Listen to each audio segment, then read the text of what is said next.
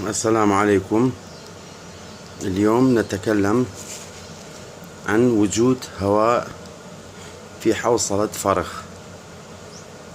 طريقة بسيطة جدا نقدر نتخلص على الهواء موجود داخل الحوصلة. امسك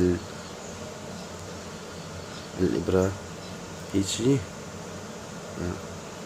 واخليها داخل كما ترون. نقدر هكذا بأصبع الفرخ يفتح منقاره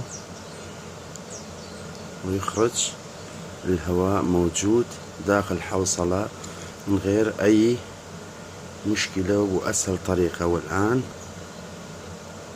أعطي الفرخ الأكل.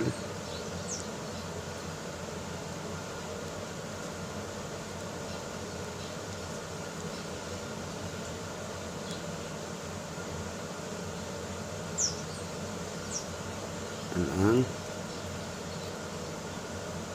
كما تلاحظون الإبرة موجود هنا، هاي يعني داخل الحوصلة وما بها أي خوف. الآن أضغط وهاي دخل الأكل الحوصلة من غير وجود أي هواء. وشكرا.